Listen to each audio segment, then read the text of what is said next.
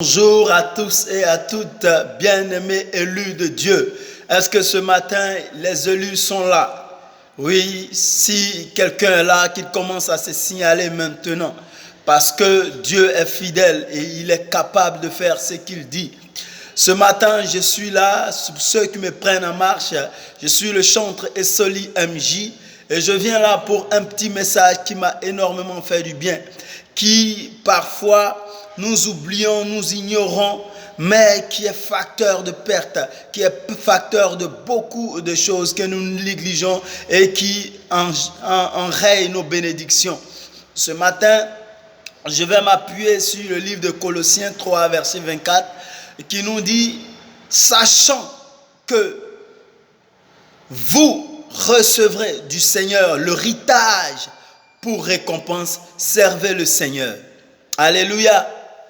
Alléluia. Ce matin, Dieu vient encore réactiver la flamme qui dort en nous ou qui dormait en nous.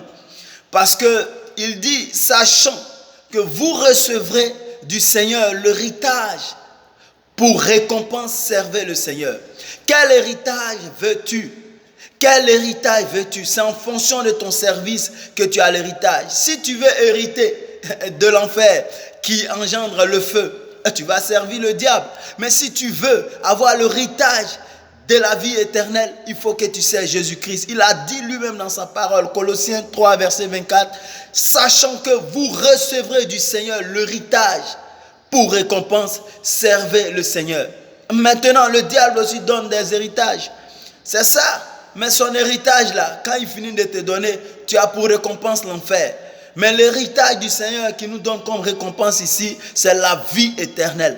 Alors frères et sœurs, si au passage, il y a dans des églises, dans des communautés, il y a le refroidissement. Il y a des temps où on a été choqué, on a été blessé, on a été frustré à un niveau où on a abandonné Dieu. Parce que j'ai expérimenté ça et je suis resté un bon temps pour ne pas m'approcher du Seigneur et le cœur indisposé. Je suis resté un bon temps. Parce qu'il faut dire aussi que Dieu dit, si tu es ni froid ni chaud, il va te vomir. Ne va pas faire plaisir à quelqu'un aux yeux des hommes pour faire plaisir aux yeux des hommes. Mais quand tu vas et que tu sens que tu ne peux pas, laisse tomber. Mais ne viens pas juste pour soutenir et ça ne fait pas partie de ta vie. Ce que tu veux donner à Dieu, donne-le de tout ton cœur. Ce que tu veux donner à ton frère, fais-le de tout ton cœur. Dieu nous dit que quand vous donnez ou quand vous faites quelque chose, faites-le de bon cœur, comme si c'était pour Dieu et non pour les hommes.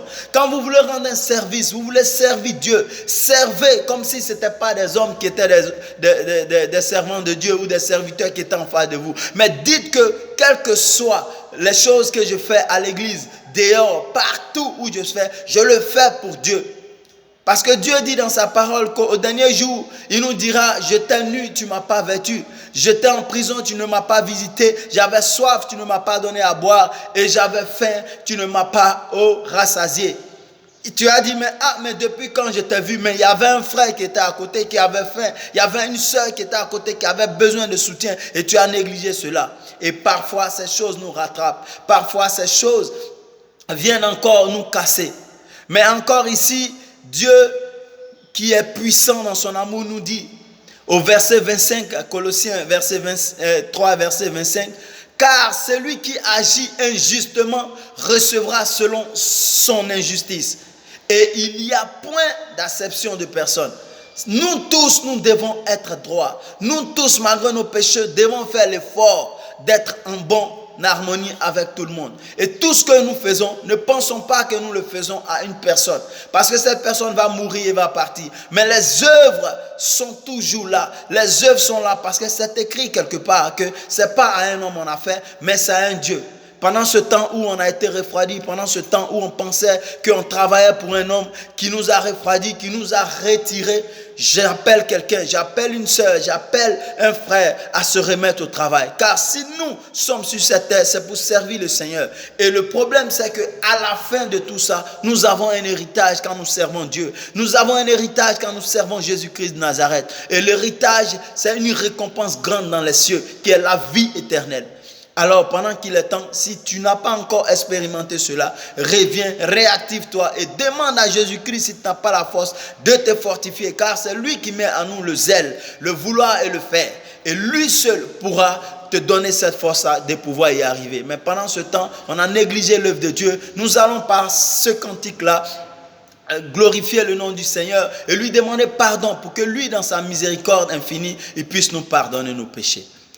Miséricorde insondable, Dieu